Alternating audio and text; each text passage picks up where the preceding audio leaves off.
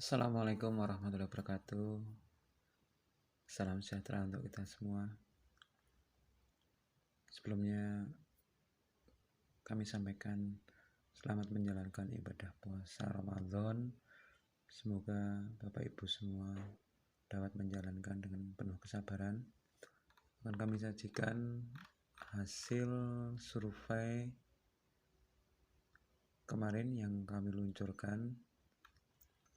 Terima kasih yang telah memberikan jawaban dan melaksanakan respon survei kami dengan cepat. Bapak Ibu yang kami hormati, dari hasil survei yang kami lakukan, ternyata banyak dari Bapak Ibu yang telah menjalankan tugas sebagai pengurus barang pembantu lebih dari 3 tahun. Dalam survei itu ada 68%, lebih dari separuhnya telah melaksanakan tugas sebagai pembantu pengurus barang itu lebih dari 3 tahun.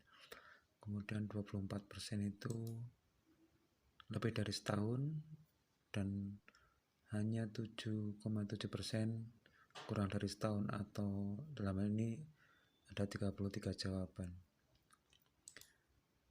Dengan jawaban ini kami bisa membaca bahwa pemahaman pelaporan aset Bapak Ibu sudah sangat banyak, pengalamannya sudah banyak sekali. Jadi kami sangat berterima kasih sekali karena ini ada hubungannya dengan pelaporan aset di Dindikbora. Kemudian ketika kami tanyakan kendalanya, banyak sekali kendalanya. Nanti kita buka satu-satu, tapi tidak akan kita bahas semuanya, yang kami tandai saja yang akan kita bahas. Kemudian dalam penyusunan rekap mutasi 2021, di bulan apakah panjenengan semua merekap mutasi? Ternyata jawabannya 32% di bulan Desember, lebih tepatnya 32,3%, atau 139 jawaban. 48% atau 200 jawaban menjawab pada bulan Januari, 13,5% menjawab Februari, dan sisanya 6% menjawab Maret. Jadi Bapak Ibu, untuk penyusunan rekap mutasi itu sebaiknya disusun pada bulan Desember dan Januari di tingkat Korwil. Jadi Desember sudah mulai lumpuk-lumpuk data yang mau diinput rekap mutasi. Kemudian di bulan Januari sudah berkonsultasi dengan Korwil, dan Februari itu rencana kami sudah tahu semua hasil dari rekap mutasi tersebut. Apabila ada kekurangan kita benarkan di bulan Februari, dan seharusnya tidak ada lagi penyusunan rekap mutasi dari Korwil pada bulan Maret. Jadi pada bulan Maret kita cuma evaluasi saja dan koreksi apa yang masih salah. Jadi mohon nanti pada bulan Desember 2002 dan Januari 2003 itu Korwil sudah melaksanakan rekap mutasi dengan baik, walaupun belum benar tapi paling tidak 90% sudah terrekap semua. Dan pada bulan Februari rekon dengan kami di dinas, sekaligus akhirnya nanti rekon dengan BPKPAD. Kemudian permasalahan ketika menyusun rekap mutasi, ketika kami tanyakan dari sumber manakah yang paling susah Anda peroleh datanya, 27% menjawab dari DAK. Jadi itu permasalahan dinas, nanti akan kami konsultasikan dengan bidang-bidang terkait tentang DAK ini. Kemudian apa yang harus kami lakukan nanti kita perbaiki. Kemudian 20,9% menjawab dari BOS.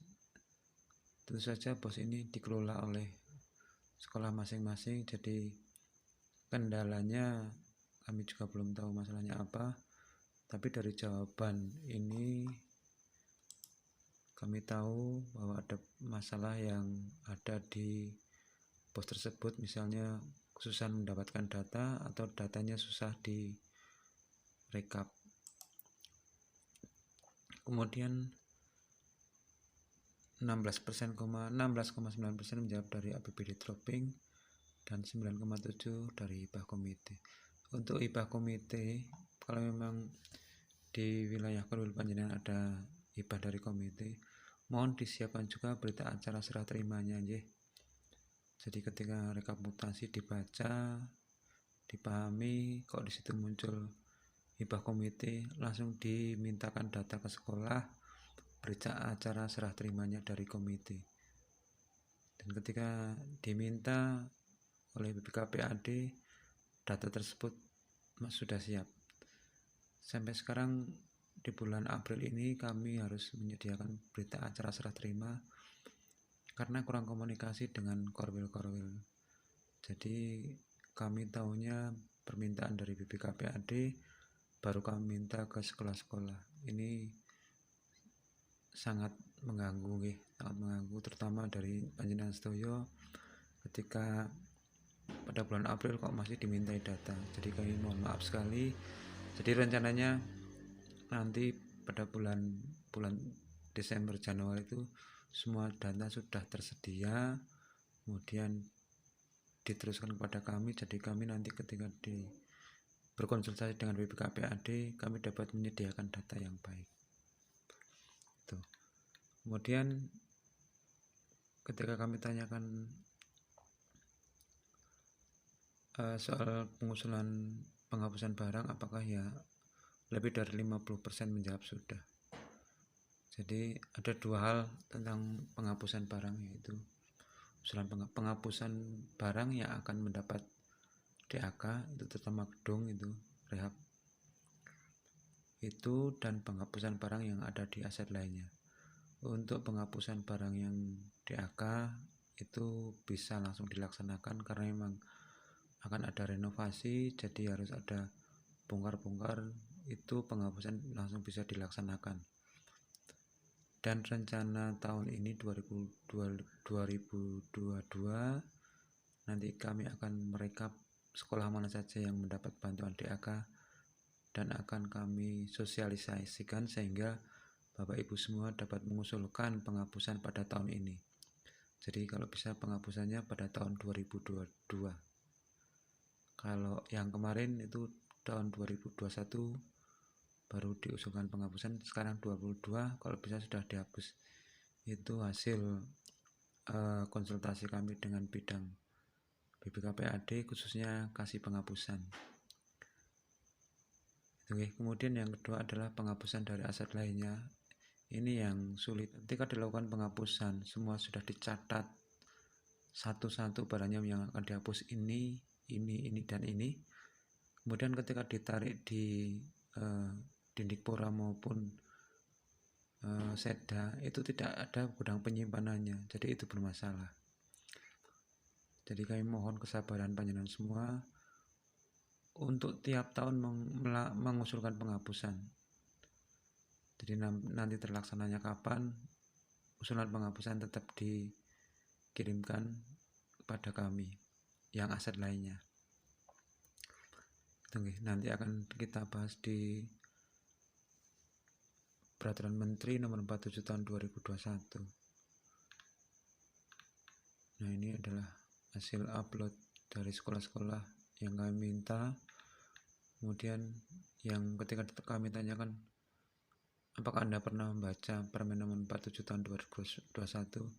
Ini jawabannya, jawabannya ini. Jadi 41,1% menjawab pernah.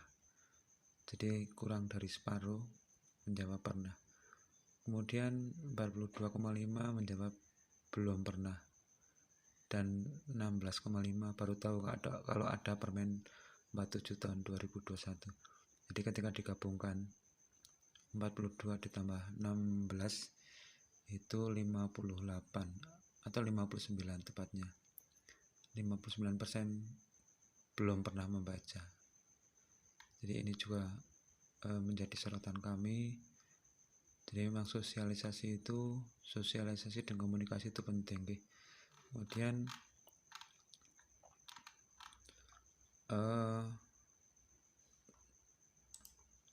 kita ke Permen nomor 47 tahun 2021. Yang perlu kami jelaskan di sini adalah saya, panjenengan itu adalah pengurus barang pembantu yang bila dibaca selengkapnya adalah begini. Pengurus barang pembantu adalah jabatan fungsional umum yang diserai tugas menerima, menyimpan, mengeluarkan, menata usahakan, dan mempertanggungjawabkan PMD kepada kuasa pengguna barang. Jadi itulah tugas kita, pengurus barang di tingkat sekolah, baik itu SD maupun SMP, tugasnya adalah ini. Jadi itu mohon dipahami dulu. Lalu siapa yang disebut kuasa pengguna barang? Disebut kuasa pengguna barang adalah kepala sekolah. Jadi kita bertanggung jawab langsung kepada kepala sekolah. Kita sebagai pembantu itu sebenarnya cuma menerima data saja, menerima data apa yang akan kita input. Jangan sampai kita membuat nilai sendiri. Nilai itu didapat dari bendara-bendara, misalnya bendara pos ataupun dari bendara lainnya. Jadi kita intinya cuma mencatat, jangan mengeluarkan nilai seberapapun.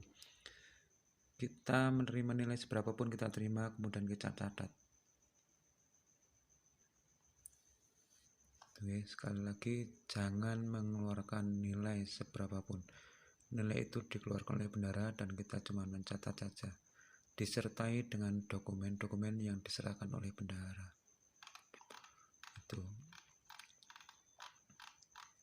Itu kemudian kita lari ke jawaban. Nah, di sini ada hal yang akan kami bahas. Nah, ini saja, kita pakai yang Excel saja. Ada hal yang menarik dari jawaban tersebut, misalnya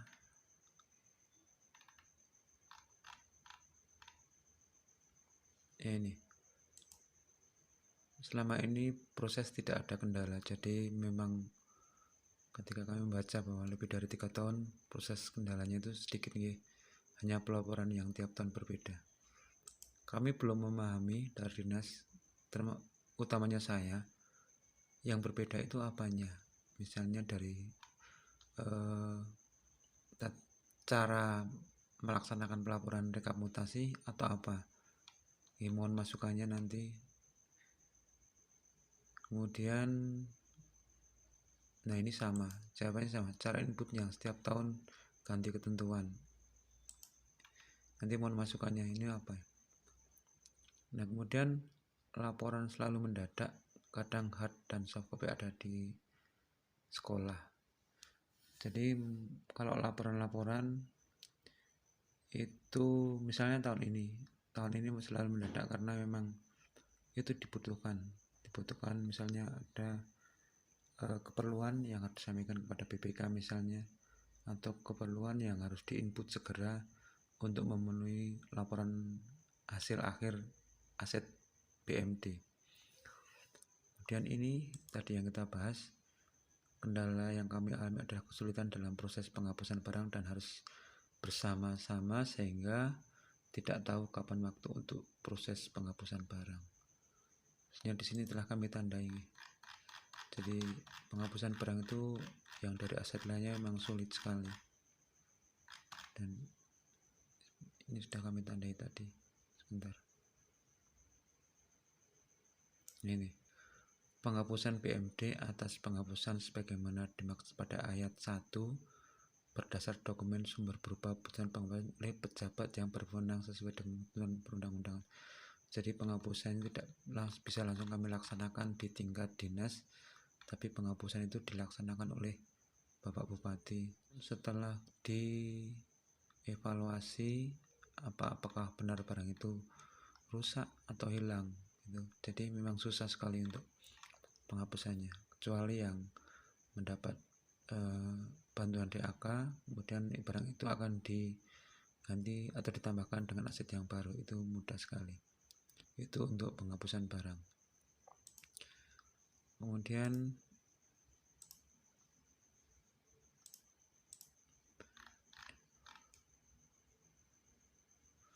keterbatasan waktu dalam membuat laporan.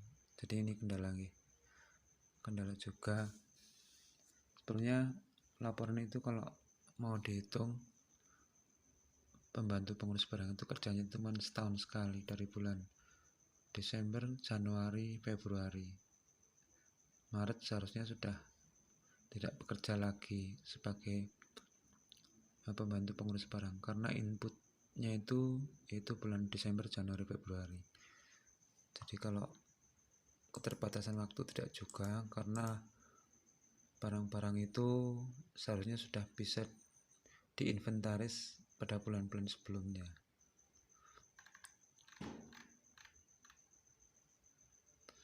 Ini juga ada kendala, yaitu meminta data dari bendahara BOS.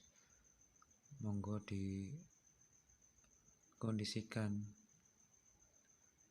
supaya teman-teman kita ini bisa mendapat data yang lebih cepat dan lebih baik, terutama lebih akurat dari bendahara BOS. Nah, ini juga bermasalah. Kemudian